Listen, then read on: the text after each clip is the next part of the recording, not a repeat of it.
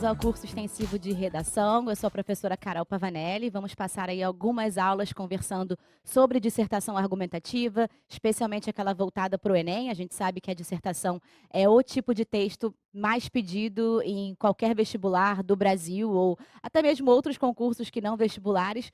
Porém, se a gente está falando de Enem, ela tem algumas especificidades, ela tem algumas características especiais, então a gente vai passar aí as próximas aulas conversando sobre ela, conversando sobre as melhores estratégias, tanto de estrutura quanto de conteúdo, para você conseguir chegar na prova lá na frente e mandar bem. Bom, a nossa primeira aula é essa aqui, pressupostos e tipologia textual, e eu vou tentar responder, de maneira geral, o que é escrever bem.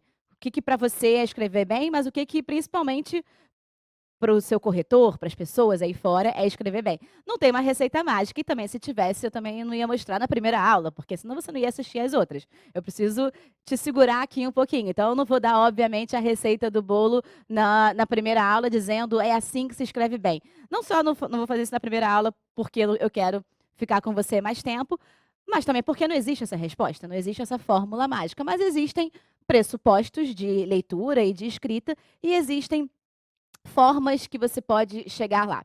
Então, é isso que a gente vai conversar nessa aula de hoje. Na verdade, é a única aula que eu não vou falar especificamente sobre a dissertação argumentativa. Eu vou falar muito mais sobre interpretação textual, que eu sempre gosto de começar assim, interpretação textual, pressupostos de interpretação textual, e aí, mais para frente, a gente parte para a produção escrita em si.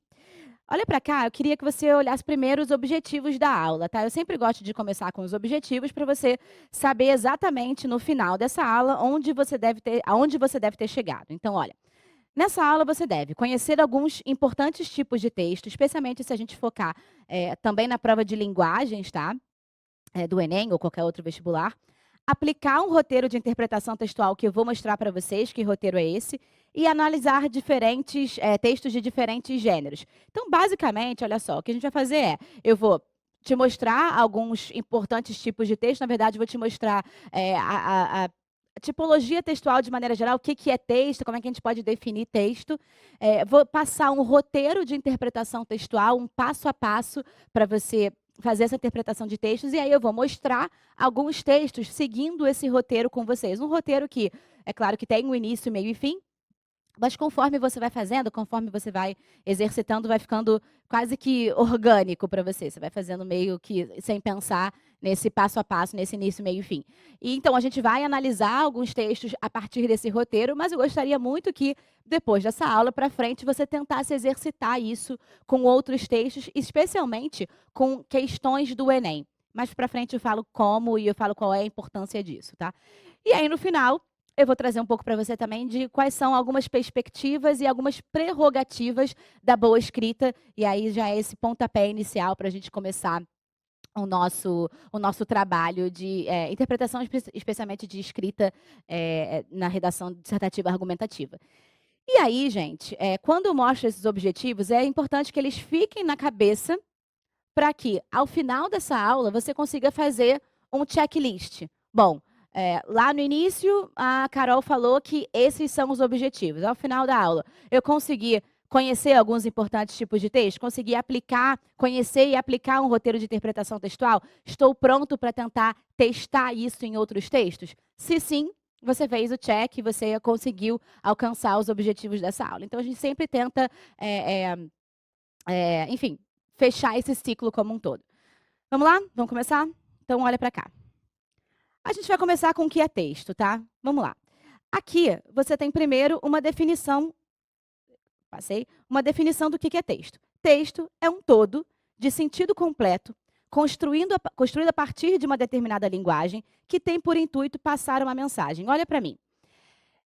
Eu começo muitas vezes uma aula perguntando para os meus alunos o que é texto. Eu falo assim, vamos lá, me explica o que é texto. O que é texto para você, o que você entende como texto. Se eu falar texto, qual é a primeira coisa que vem à sua cabeça? Pode parecer uma noção muito superficial, muito simples, talvez até boba para algumas pessoas. Mas eu te juro que não é, e eu vou te mostrar como é importante você saber disso, e especialmente saber algumas prerrogativas textuais nesse sentido. Quando eu falo texto, tenta fazer esse exercício. Vamos lá, se eu dissesse, esquece essa definição por enquanto, depois a gente vai voltar a ela, Mas você falar texto, o que que é texto para você? Muitas vezes, quando eu pergunto isso, alguns alunos me respondem: "Ah, é um livro. Ah, é uma parte escrita. Ah, é um monte de palavras, são um monte de palavras escritas". Tudo isso pode nos levar a, eventualmente, pensar o que que é texto, mas por isso eu gosto de mostrar essa definição. Eu falei que texto é um todo de sentido completo. Então, vamos quebrar por partes essa definição. Todo de sentido completo. Se eu chegar, abrir um slide aqui e começar a escrever palavras aleatórias, que não fazem sentido entre si, que não tem uma ligação, enfim, apenas palavras aleatórias, isso seria um texto? Bom, vamos voltar à definição. Eu falei que texto é um todo de sentido completo, de sentido completo. Logo, se eu sair despejando um monte de palavras aleatórias, isso não é um texto. Seriam palavras aleatórias, mas elas não constituem um texto. Tá bom. Construído a partir de uma determinada linguagem. Aí vamos lá, vou para a segunda parte. A linguagem escrita, para você que pensou que texto é, enfim, um monte de palavras escritas, pensou num livro, pensou numa reportagem, pensou em alguma coisa assim. Que linguagem é essa que você pensou quando você pensou num texto escrito? Você pensou numa linguagem verbal, possivelmente verbal escrita. Você pensou em várias palavras, num texto em prosa, por exemplo, ou mesmo num poema. Ele é construído a partir de uma determinada linguagem. Essa era uma linguagem verbal escrita. Mais do que isso, também a partir, nesse sentido, de um idioma. Então, se você pega uma reportagem que usa uma linguagem verbal escrita, está escrita em língua portuguesa, você domina a língua portuguesa, aquilo você consegue inferir que aquilo é um texto, mas não entenda, obviamente, texto a partir apenas da língua que você domina, tá? Eu não sei se você fala, vamos lá, russo. Eu não falo russo, mas se eu pegar um todo de sentido completo a partir de uma linguagem verbal escrita em russo, vai continuar sendo um texto, apenas eu que não vou conseguir compreendê-lo, não vou conseguir decodificá-lo, mas tem gente que vai conseguir. Mas vamos lá. A linguagem verbal escrita é a única linguagem que existe? Pensa nisso. Aí eu não vou te responder isso agora não, porque eu vou te mostrar algumas outras características mais à frente. E que tem por intuito passar uma mensagem. Vou voltar lá no primeiro exemplo das palavras aleatórias que eu poderia despejar num slide. Não só não seria texto, porque já não é um todo de sentido completo, mas além disso, eu não necessariamente estaria passando uma mensagem ali, tá? Estaria apenas escrevendo palavras aleatórias. Para eu ter um texto, eu preciso que ele seja um todo de sentido completo, que ele faça uso de uma linguagem e que ele passe uma mensagem. Aí volta aqui para o slide. Presta atenção nisso que está aqui. Verbal, não verbal e híbrido. O que, que é isso? E além disso, formal e informal, já já eu falo mais. Verbal, não verbal e híbrido. Você já ouviu falar? Já ouviu essas palavras? Verbal, não verbal e híbrido? O que, que quer dizer isso? Vamos lá. Texto ou linguagem, mas deixa eu usar a palavra texto, mas serve a mesma coisa aqui para a linguagem. Um texto verbal, vou te dar a definição, e aí depois a gente pensa nos exemplos, tá? Especialmente nesses que a gente já falou. Um texto verbal é um texto que faz uso de palavras, sejam palavras faladas ou escritas. Logo, se você está lendo uma reportagem no jornal, você está lendo um texto, você já viu que ele é um todo de sentido completo, uma reportagem certamente tem o intuito de passar uma mensagem e está fazendo uso de uma linguagem ali, uma linguagem verbal escrita. Não só a verbal escrita é texto verbal, o verbal falado também pode ser considerado um texto verbal. Então, texto verbal é construído por palavras, sejam palavras faladas ou sejam palavras escritas.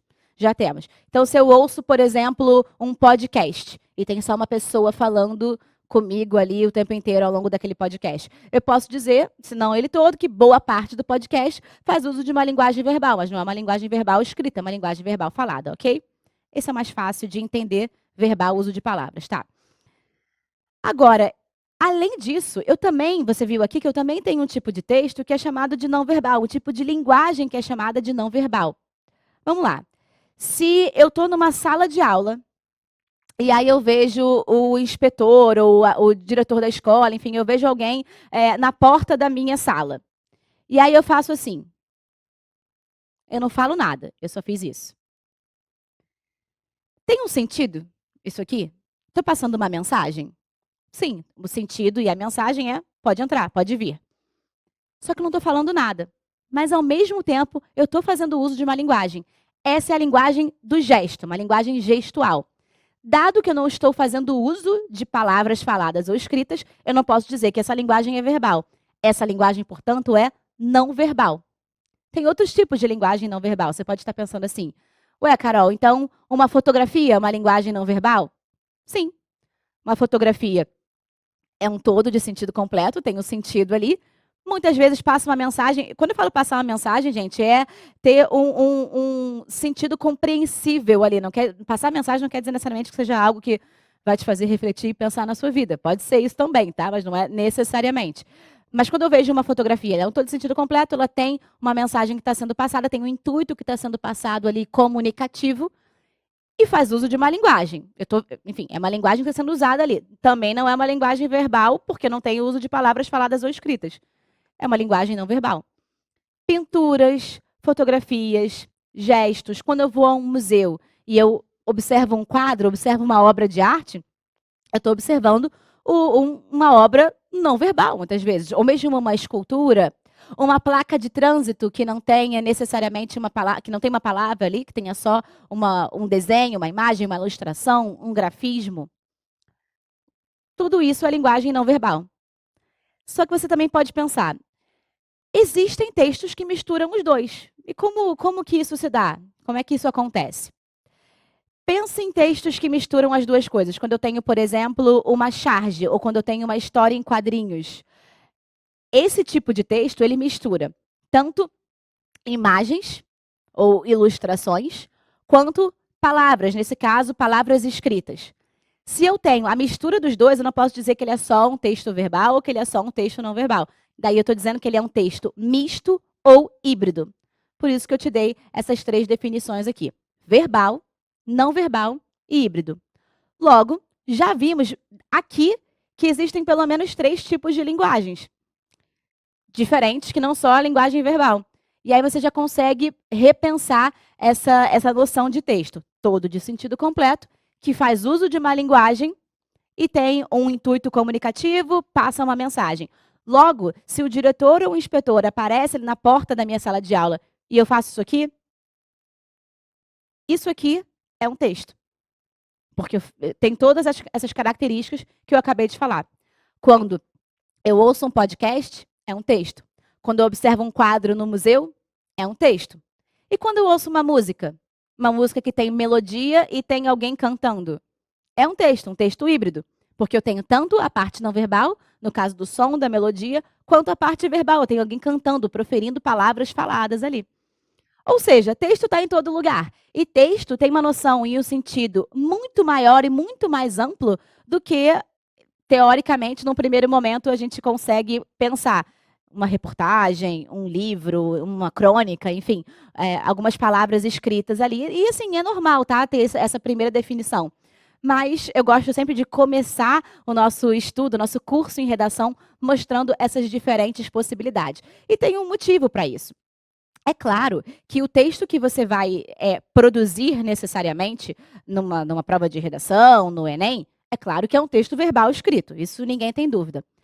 Mas não é o único tipo de texto com o qual você vai se deparar. Porque quando você vai para a prova de linguagens, ou mais, quando você vai para qualquer prova do Enem, qualquer uma das áreas do conhecimento, você vai se deparar com diferentes tipos de textos, fazendo uso de diferentes linguagens. Desde a matemática, que você vai ver gráficos e tabelas que você vai precisar interpretar para conseguir chegar, enfim, à resolução da sua questão, até mesmo na prova de linguagens, ou de natureza, ou de humanas, que você vai encontrar textos verbais escritos, sim, mas você vai encontrar imagens, você vai encontrar às vezes, no caso mesmo da prova de linguagens e de humanas, você vai encontrar charges, você vai encontrar histórias em quadrinhos, você vai encontrar ilustrações, você vai encontrar inúmeros tipos de textos diferentes para interpretar. Então, é por isso que eu começo nesse pontapé inicial te mostrando essa amplitude, porque o roteirinho que eu vou passar para você, ele vai precisar passar por todos esses tipos de textos. E para fechar esse bloco aqui da aula, olha para cá de novo. Eu ainda tenho 2 definições que eu quero te mostrar. O texto, quando ele é formal, e quando ele é informal. Eu deixo essa parte para o final, porque eu acho que essa é um pouco mais fácil. Eu acho que vocês já conhecem mais ou menos essas prerrogativas. Olha só. Eu posso ter textos formais ou textos informais. O que quer dizer isso? A minha linguagem, ela pode ser formal ou ela pode ser informal. Formal é quando eu faço uso não só da norma padrão da língua portuguesa, eu faço uso de uma linguagem. Eu estou falando da língua portuguesa, que é o nosso idioma aqui, mas é claro que existe formalidade em qualquer idioma. Mas quando eu falo da língua portuguesa, eu faço uso da norma padrão da língua portuguesa, eu não cometo desvios gramaticais, eu não cometo erros de português. Eu não gosto muito de usar a expressão erros de português, tá? Por isso que eu coloquei aqui entre 1 milhão de aspas. Mas eu não cometo desvios gramaticais. Eu tenho um cuidado na minha fala que vai depender muitas vezes e prioritariamente do meu interlocutor. Então, supondo que eu escreva uma carta para o meu chefe, ou vou me comunicar com o meu chefe, ou vou escrever uma carta para o presidente da República, ou eu vou escrever uma carta para o Papa, ou eu vou, enfim, falar com alguém que seja uma autoridade. Não só uma autoridade, mas muitas vezes uma pessoa que eu não conheço, não é meu parente, não é meu amigo. Eu não posso fazer uso de uma linguagem corriqueira, de uma linguagem do dia a dia. Nesse sentido, eu lanço mão de uma linguagem formal, uma linguagem que não só não tem enfim, desvios gramaticais, né? Enfim, desvios da língua portuguesa, mas também faz uso de palavras, substantivos, adjetivos que sejam mais impessoais, que não sejam tão próximos, que não tenham muita proximidade. Por outro lado, o texto informal é o texto que não tem essas características.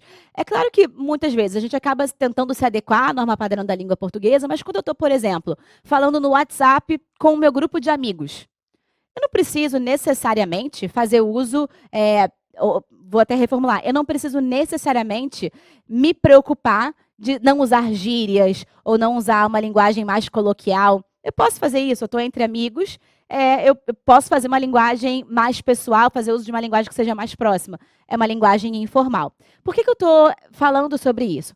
Você pode encontrar na sua prova de linguagens, ou mesmo em provas de maneira geral, textos que façam uso dos dois tipos, tanto textos que façam uso de uma linguagem formal, quanto textos que façam uso de uma linguagem informal. Supondo que você pegue uma questão de linguagens que trate de um texto narrativo que fale, por exemplo, da conversa entre dois adolescentes. Dois adolescentes não vão entre si fazer uso de uma linguagem super formal, escorreita, enfim, quase que barroca.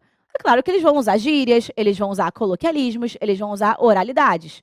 E tudo bem, porque é um texto que permite isso. Claro que, quando você for escrever a dissertação argumentativa, eu já falei que você vai escrever, obviamente, um texto verbal escrito. Mas, nesse sentido aqui, você vai lançar mão de uma linguagem formal. Você não sabe quem é o seu interlocutor, ele não é alguém próximo a você, é alguém que você tem algum tipo de distanciamento, e tem outros motivos pelos quais você vai usar uma linguagem formal, mas até essa é a nossa próxima aula, quando eu falo de macroestrutura e linguagem. Mas só para você entender que você vai encontrar na prova de linguagens, muito possivelmente, esses dois tipos. E aí, enfim, mas na prova de redação em si, você vai escrever com a linguagem formal.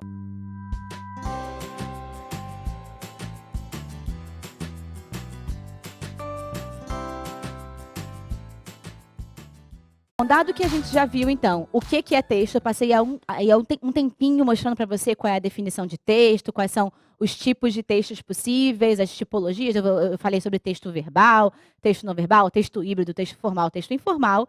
Passei aí um tempinho mostrando essa definição para vocês, que eu falei, pode até parecer boba ou inútil num primeiro momento, mas que você entende que, ou enfim, espero que você entenda, que ele é necessário. Essas definições, na verdade, elas são necessárias para você saber o que te espera na prova, especialmente na prova do Enem.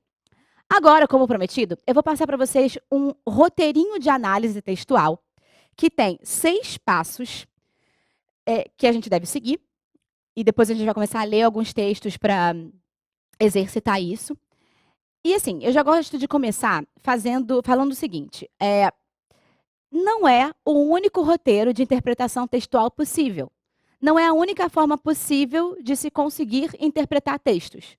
Mas é uma das formas, uma das possibilidades de conseguir interpretar textos.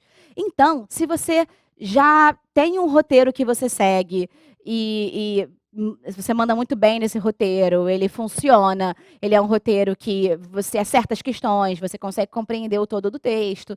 Tudo bem, continua com o seu roteiro, use isso aqui como, talvez, quase que um benchmark, né? Uma possibilidade de conhecer outras variantes, outras variáveis de interpretação textual e, de repente, até implementar nesse seu roteiro que já dá certo. Por outro lado, se você ainda não tem um roteiro de interpretação, eu gosto de apresentar esse como uma possibilidade e sugiro que, assim como a gente vai fazer aqui, você depois continue tentando testar esse modelo de interpretação em outros textos variados, tá? Tanto textos verbais, quanto não verbais, quanto híbridos. Aqui a gente vai ver 2 tipos, pelo menos, e você tente fazer isso na sua casa, enfim, quando você for estudar.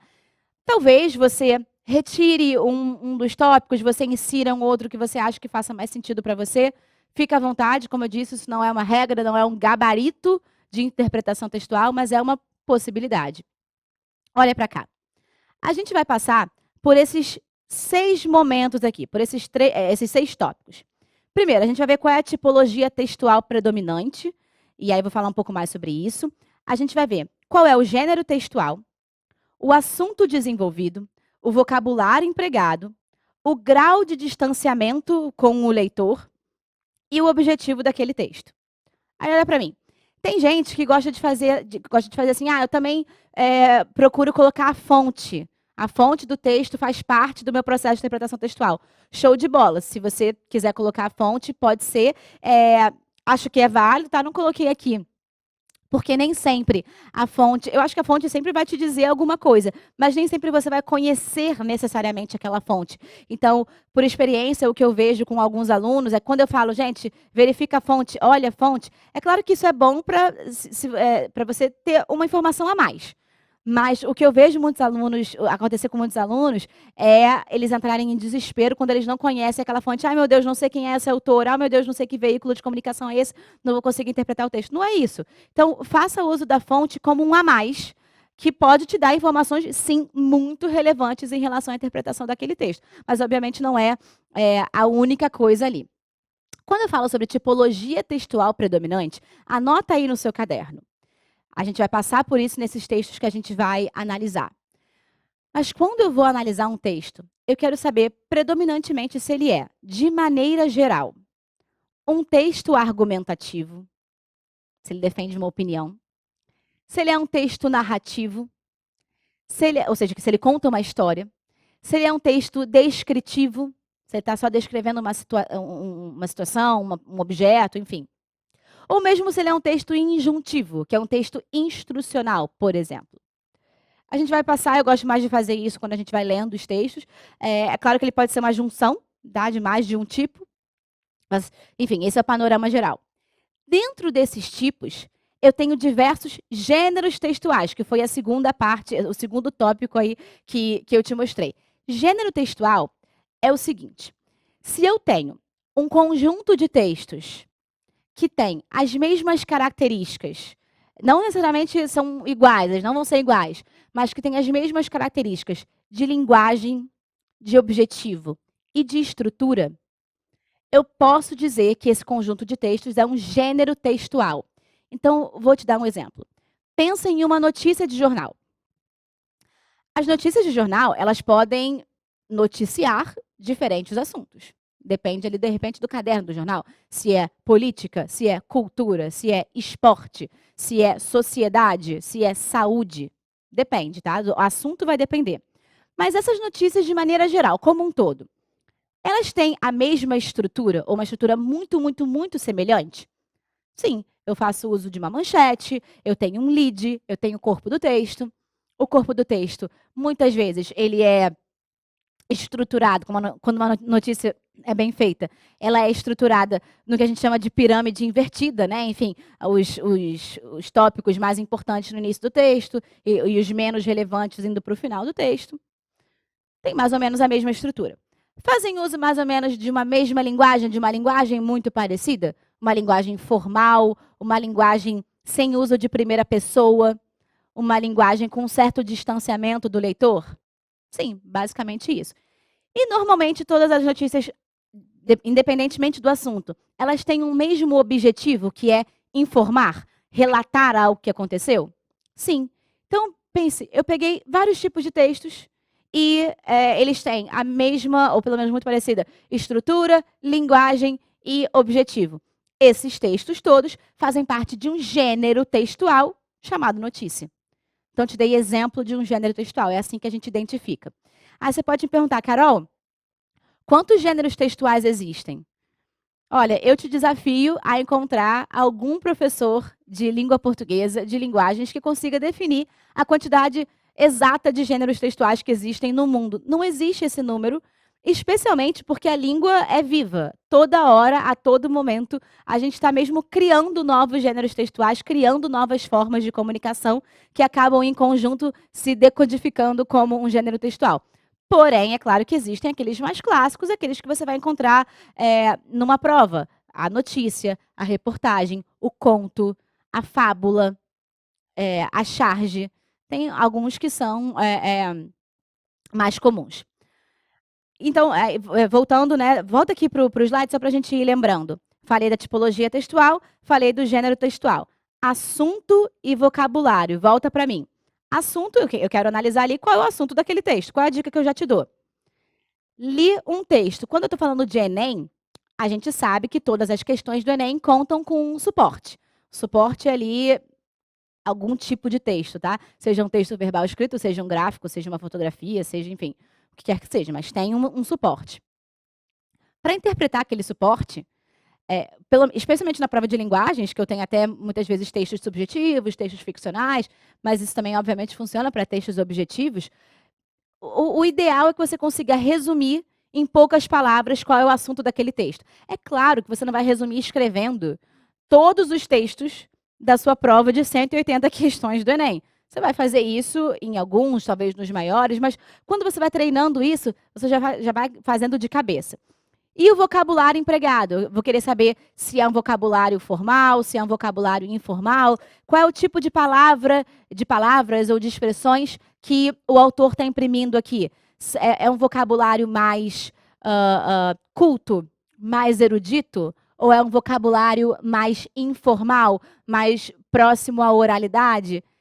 Tudo isso tem um intuito, tudo isso tem uma intenção. Quando um texto ele é escrito, a linguagem que é empregada, ela tem uma intenção, ela tem uma intencionalidade por trás. Isso pode te dizer muito do texto. E, por fim, os últimos dois que eu falei, volta aqui para o slide para você ver.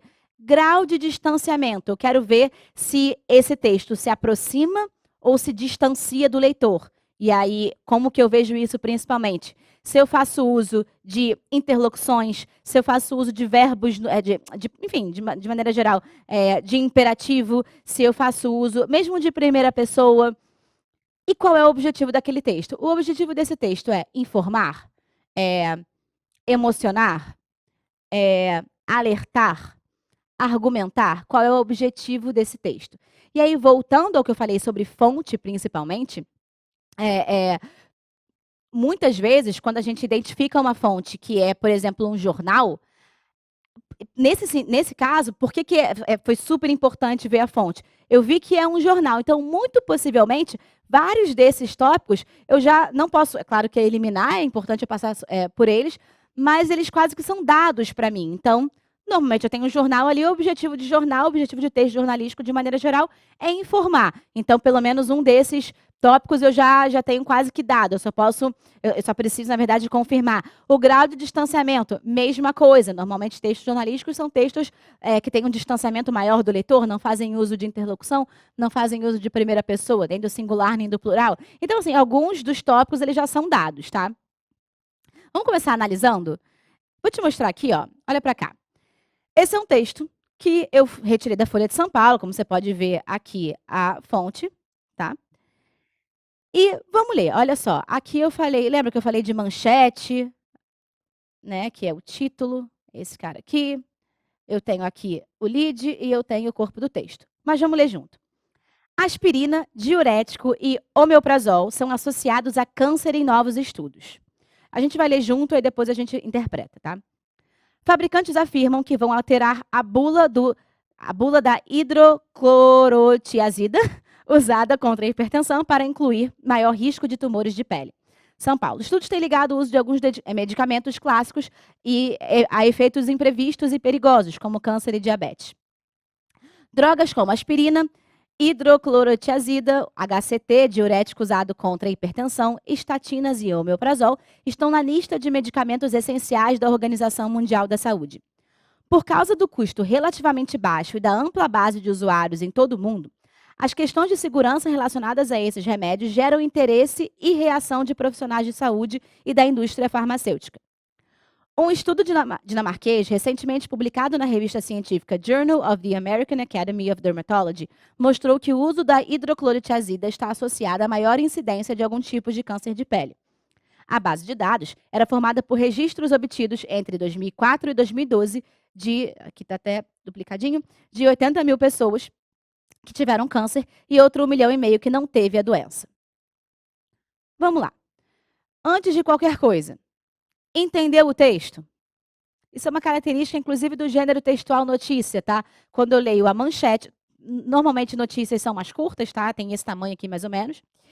Quando eu leio a manchete é como se fosse um grande resumão daquele meu texto. Eu consigo, já a partir da manchete, perceber, entender o que vai ser falado ali. E você percebe que eu dei o exemplo não à toa da questão da pirâmide invertida, porque quando a gente lê esse texto, a gente vê que os tópicos mais importantes, que é o que foi descoberto, ou pelo menos, enfim, o objetivo dessa descoberta, estão logo no início do texto. E aí, para o final do texto, estão informações que, obviamente, são relevantes, dado que estão nesse texto, que é curto, mas são menos relevantes para o seu entendimento geral, como, por exemplo, a quantidade de pessoas que foram testadas. É claro que é mais importante para você saber quais são os medicamentos que podem causar esses problemas do que quantas pessoas foram testadas, por isso que a gente coloca nessa ordem. A gente vai voltar, olha aqui para o slide, eu vou ficar voltando ao roteiro de análise e ao texto. Vamos lá. Tipologia textual predominante. Esse texto, eu posso dizer que ele é um texto informativo, tá? Textos informativos estão dentro de uma característica de dissertação. Ué, Carol, mas a dissertação não é só quando eu defendo? Sim, essa é a dissertação argumentativa. Essa aqui é uma dissertação expositiva, tá? Qual é o gênero textual? Já vimos aí que é uma notícia. Assunto desenvolvido. Se você pudesse resumir em poucas palavras que assunto é esse? Eu diria que o assunto é remédios que foram descobertos e podem... descoberta que certos remédios podem causar doenças graves. Opa, passei. Qual é o vocabulário empregado? Vamos lá. Formal ou informal? Tem alguma coisa aqui que denote informalidade? Eu tenho adjetivos que são muito pessoais ou subjetivos? Eu tenho uso de primeira pessoa, seja do singular ou do plural? Não tenho. Vocabulário empregado é vocabulário formal. Eita. Grau de distanciamento. Mais uma vez, tem algum lugar, tem algum momento aqui dessa notícia em que o autor dessa notícia se comunique com o leitor, fale, então, se você toma omeprazol, tome cuidado? Não. Então, existe um grande grau, um certo grau de distanciamento com o leitor. E qual é o objetivo? Com o objetivo de textos jornalísticos, de maneira geral, tem o objetivo de informar. Tá certo? Bom, isso aqui foi um primeiro exame. Claro que a gente demorou um pouco mais aqui, porque a gente está fazendo junto, enfim, olhando passo a passo, mas depois ele pode ficar mais rápido e, como eu disse, esses tópicos eles podem se tornar quase orgânicos, tá? Você pode, eventualmente, na sua cabeça, nem fazer nessa ordem. Vamos ver mais um tipo de texto verbal? Olha para cá. Esse texto eu retirei de um site chamado Omelete, que é um site de críticas de cinema e de audiovisual. Conhecido por sua maneira limítrofe e ousada de contar histórias, Ryan Murphy lançou American Crime Story, sua nova antologia pensando numa outra perspectiva, ficcionar fatos reais. A escolha do caso de O.J. Simpson deu-se numa tentativa óbvia de manter seu trabalho dentro de uma unidade. Los Angeles é o cenário constante de várias de suas obras, justamente porque ela transborda a cultura pop. O caso também atravessou as fronteiras do próprio crime e se tornou um exemplo de confrontos raciais e estudos sociológicos. Os Estados Unidos literalmente pararam para acompanhar o julgamento do século, que se tornou uma inacreditável fonte de surpresas, reviravoltas e escândalos capazes de superar até o mais fantástico dos roteiros. De forma impressionante, o roteiro de American Crime Story nos envolve num jogo de impressões irresistível. Esse caso ficou conhecido não só por conta da evidente culpa de O.J., suprimida por uma defesa que claramente se aproveitou do momento de tensões latentes em Los Angeles, mas também pelo agressivo e determinante papel da mídia durante todo o processo. A série estabeleceu isso muito cedo e conseguiu manter seu ponto de vista até o minuto final. Esqueça a possível impressão de que, por tratar-se de um julgamento, horas e horas serão perdidas em argumentos e jargões enfadonhos. Nada, absolutamente nada nesse caso é entediante. Os roteiros são cortantes e estabelecem uma ligação entre o tribunal e a sociedade como um todo que nunca vi em nenhum outro roteiro criminalista conseguir fazer. Além disso, a reconstrução de época é soberba e há um cuidado admirável com todos os detalhes acerca dos personagens e situações. A reconstrução da cena do crime é tão idêntica que dá arrepios. Bem, esse texto aqui está trazendo uma crítica sobre uma série, que é o American Crime Story, que inclusive muito boa, gosto muito da série, e é a primeira temporada dessa série, que é o caso do O.J. Simpson, que é o People versus O.J. Simpson, que foi um caso super, enfim, que deu o que falar nos Estados Unidos. Vamos trazer esse roteirinho de novo, olha para cá. Fui de novo para o roteiro de análise. Tipologia textual predominante.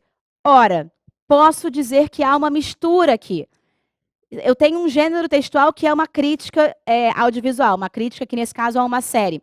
Aqui eu estou misturando uma questão mais informativa com uma questão mais argumentativa. Eu tenho, sim, um texto de caráter dissertativo de maneira geral, mas primeiro ele informa e depois ele dá a opinião dele. Isso fica bastante claro. Qual é o assunto desenvolvido? Crítica acerca de uma série de TV. Vocabulário, eu já vou junto, no vocabulário empregado e no grau de distanciamento. Volta aqui no texto comigo. Olha aqui essa parte final. Olha só. Nada, absolutamente nada, nesse caso, é entediante. Entediante. Os roteiros são cortantes, estabelecem uma ligação entre tribunal e sociedade, como nunca vi em nenhum outro roteiro criminalista conseguir fazer. É soberbo, é admirável. Eu tenho aqui, gente, vários adjetivos, várias palavras. Eu tenho a primeira pessoa do singular que denota, sim, um caráter mais pessoal e não um distanciamento necessariamente do leitor, mas uma aproximação do leitor. E o objetivo, como é o objetivo do gênero textual crítica de cinema, ou, enfim, crítica de audiovisual de maneira geral, é informar sobre uma obra e tecer uma opinião sobre ela. É interessante que vocês conheçam diversos gêneros textuais, porque a gente já vai matando aí esses objetivos.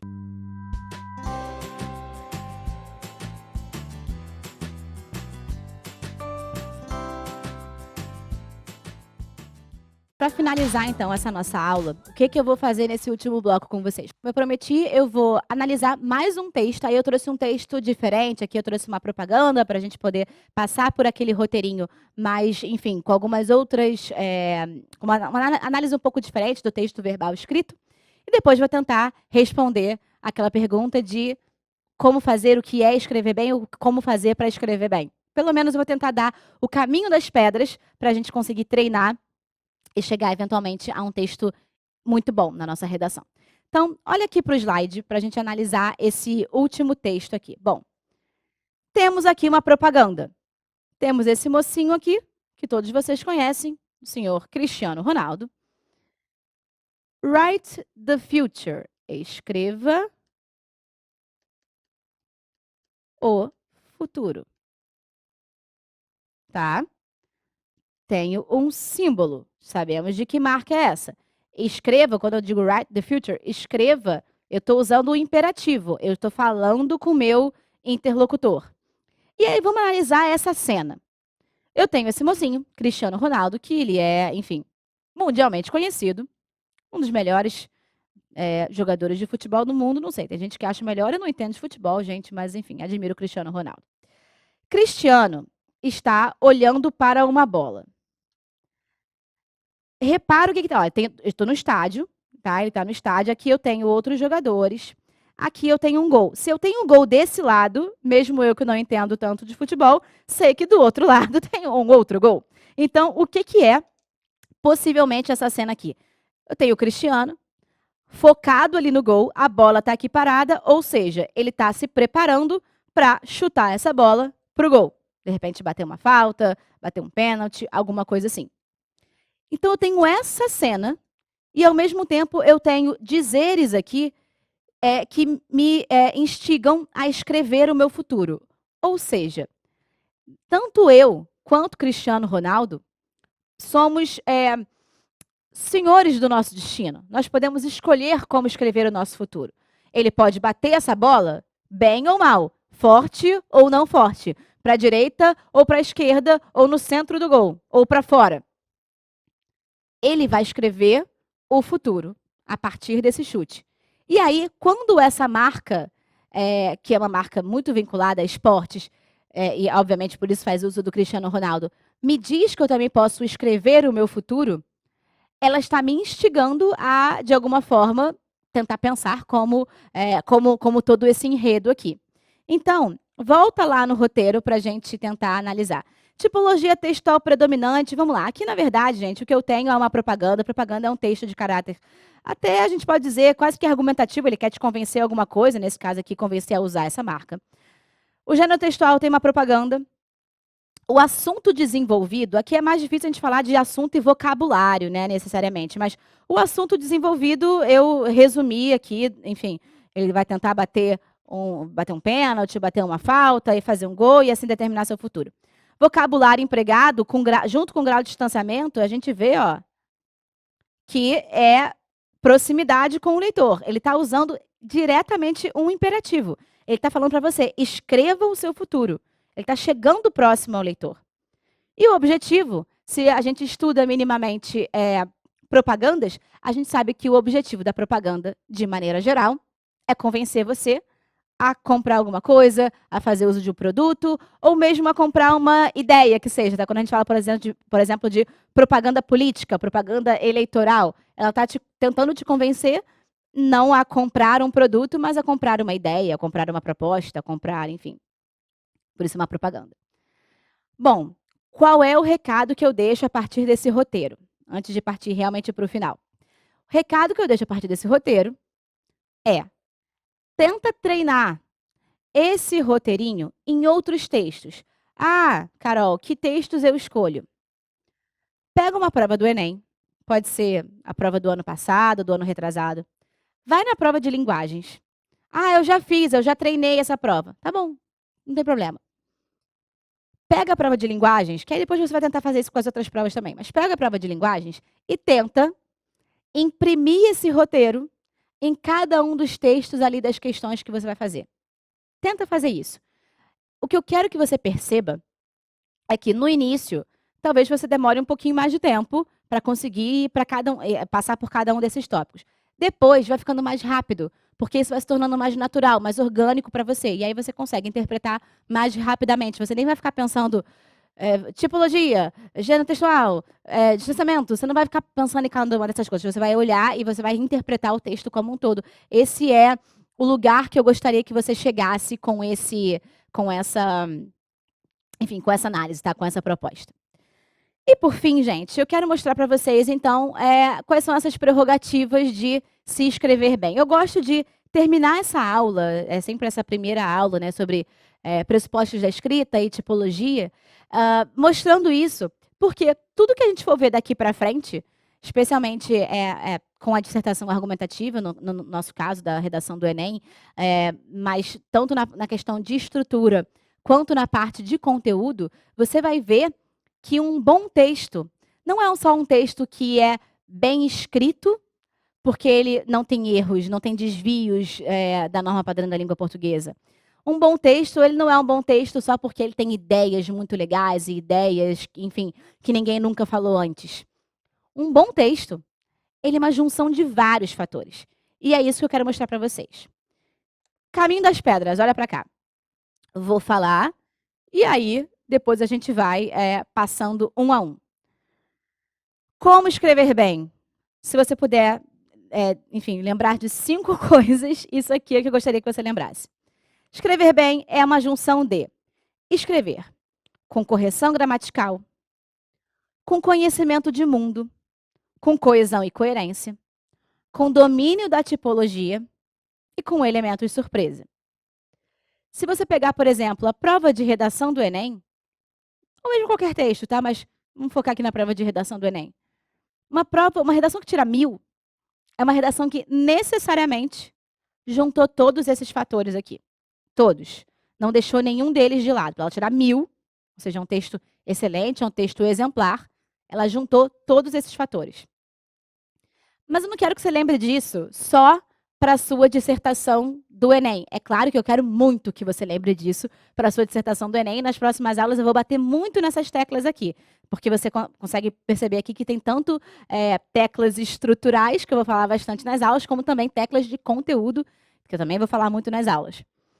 Mas eu quero que você lembre disso sempre para a sua vida, sempre que você for escrever um texto daqui para frente. Uma das coisas mais legais que nós, professores de redação, passamos, especialmente quando a gente já tem aí algum tempo de estrada, e aí a gente tem alunos que já, obviamente, se formaram na escola, e já se formaram na faculdade, e já estão aí no mercado de trabalho. Alunos que chegam para a gente em redes sociais, ou o que seja, que falam assim, já aconteceu isso algumas vezes, nossa, professora, lembro muito das suas aulas, porque eu estou escrevendo a minha dissertação do mestrado. Eu falo assim, a primeira reação é, meu Deus, estou velha, porque eu tenho um aluno fazendo mestrado, socorro. Mas a segunda reação é, poxa, que legal, que essa coisa que eu ensinei para ele lá atrás, ele guardou com ele, e ele entendeu que isso significa escrever bem para a vida, não só para a redação do Enem. Então, claro que esse ano, agora, eu quero que você pense muito na redação do Enem, mas leva isso como escrever bem qualquer tipo de texto, texto que for, para a sua vida. O primeiro ponto que eu falei, como escrever bem com correção gramatical. Gente, um texto pode ter ideias maravilhosas. Se ele tiver muitos desvios da língua da norma padrão, se ele tiver muitos, vamos lá, mais uma vez, eu não gosto dessa classificação, mas se ele tiver muitos erros de português, primeiro que isso denigre o texto. Segundo que o leitor já olha mais desconfiado. Então, assim, é claro que para eu escrever bem, eu tenho que escrever com correção gramatical. Seja um texto formal ou mesmo um texto mais informal. Quando eu uso a correção gramatical, eu tenho a certeza de que eu estou me fazendo entender. Tá? As regras gramaticais, elas existem por um motivo, para você, quer dizer, não é só por esse motivo, mas enfim, também para você se fazer entender.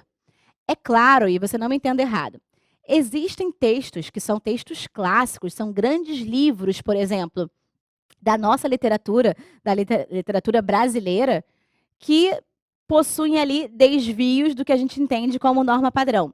Eu vou dar um exemplo de um livro que eu amo, que eu tenho muito respeito e que eu acho que, pelo menos uma vez na vida, todo mundo deveria ler, que é Vidas Secas. Vidas Secas é uma das maiores, sem dúvida, uma das maiores obras da nossa literatura, da literatura brasileira de todos os tempos. Tá?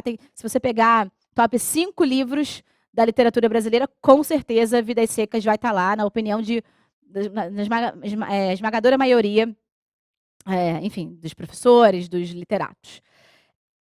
Porém, Vidas Secas é um livro, uma narrativa que em diversos momentos não traz a correção gramatical dentro da norma padrão da língua portuguesa como nós estamos acostumados. Mas é óbvio, Graciliano Ramos não fez isso à toa. Graciliano Ramos fez isso porque ele estava falando de uma realidade do sertão, uma realidade árida, de uma família que não teve acesso à educação formal, que tenta sobreviver numa situação super adversa.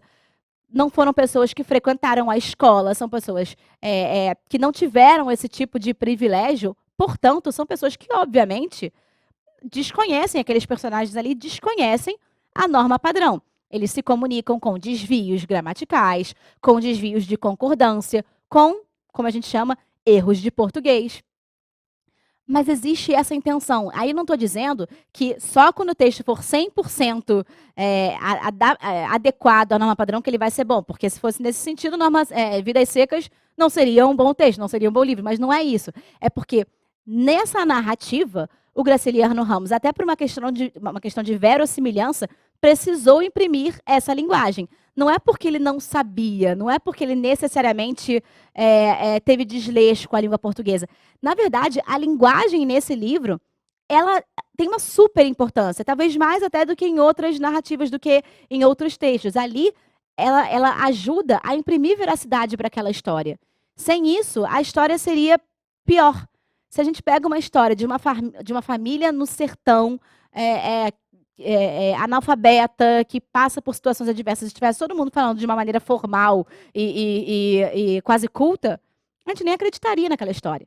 Então, meu ponto é esse, tá, gente? Especialmente numa dissertação, num texto formal, eu preciso escrever bem, eu preciso me fazer entender. Então, a menos que isso seja um recurso estilístico para textos narrativos, por exemplo, que não é o nosso caso no Enem, eu preciso escrever adequando a norma padrão da língua portuguesa, sem desvios gramaticais. Isso é tão importante que é critério de correção em todos os vestibulares, em todos os concursos que eu conheço. No caso do Enem, é a competência 1. Mais para frente, a gente vai ter uma aula sobre critérios de correção e competências do Enem. Eu vou passar de maneira bastante detalhada por cada uma das competências. Vocês vão ver que a competência 1 é a competência de adequação à norma padrão da língua portuguesa, tá? Além disso, o segundo tópico que eu falei foi conhecimento de mundo. Cai um tema para você. E aí você escreve uma redação toda certinha, a língua portuguesa está impecável ali, não teve uma vírgula fora do lugar, os acentos estão excelentes, está tudo ótimo. Mas você não sabe do que você está falando. É claro que isso não vai ser um bom texto. Vai ser um texto, especialmente não vai ser uma boa dissertação argumentativa. Vai ser uma dissertação argumentativa vazia, superficial, sem autoria, na qual você está só repetindo ideias que, enfim, já foram muito vistas por aí, ou que sejam ideias que você viu na coletânea de texto só porque você não conhece daquele assunto. É preciso ter conhecimento de mundo, é preciso saber o que está acontecendo para você articular, conversar sobre esses assuntos. E é esse tipo de coisa que não é só para a redação do Enem. Esse é o recado que vai para a vida. Eu preciso conhecer o que está acontecendo à minha volta para eu ser uma pessoa não alienada, para eu ser uma pessoa que consegue discutir diversos assuntos, para eu ser uma pessoa que consegue tomar decisões com um senso minimamente crítico em relação a alguma coisa. Ah, Carol, mas eu não tenho como ser especialista em tudo, eu não sei qual vai ser o tema que vai cair e, independentemente do tema que caiu, eu não vou ser especialista sobre ele, mas ninguém está pedindo para você ser especialista sobre nada. O que a gente está pedindo é que você conheça os assuntos. Quando a gente fala de dissertação argumentativa de vestibular, especialmente do Enem, é um passo um pouco mais fácil nesse sentido, porque necessariamente o tema vai ser um tema atual.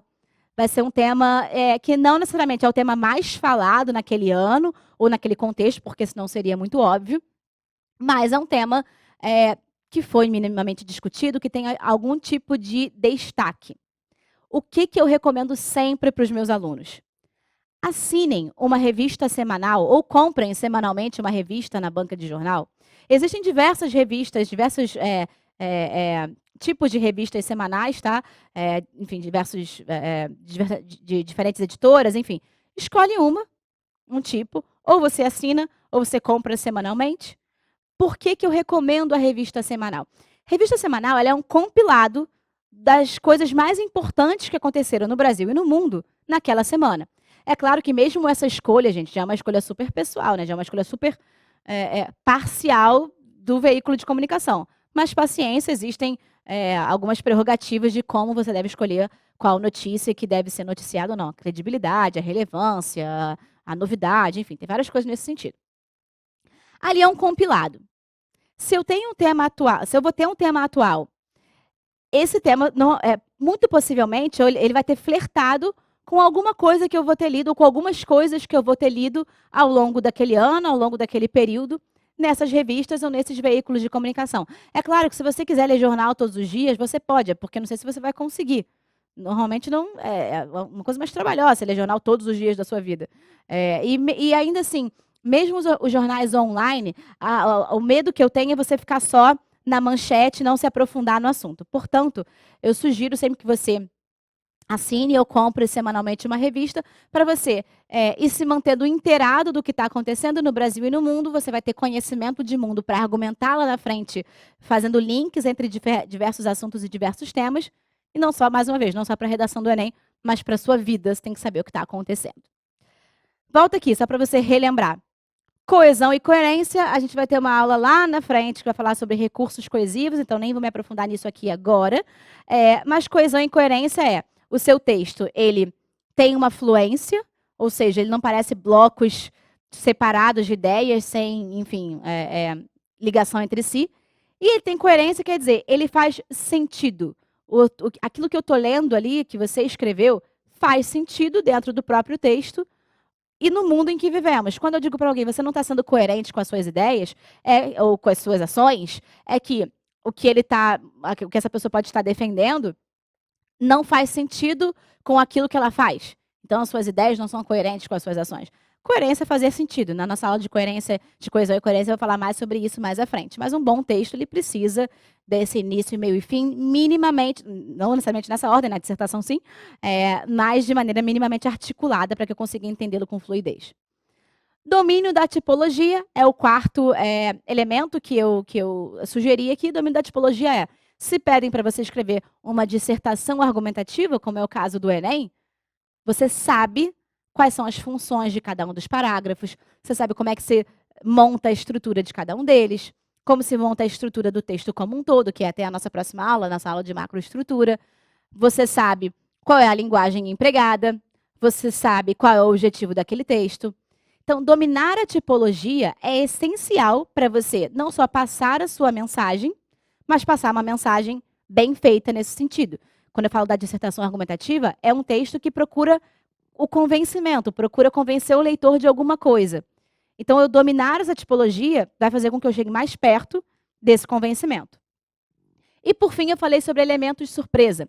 Elementos surpresa são aqueles elementos que trazem um grau de originalidade, que dão aquele tchan a mais na sua redação, no seu texto, aquela coisa que denota a autoria, que eu leio aquele texto e eu não tenho a impressão de que eu li ele em vários outros lugares, que fazem com que aquele texto seja único.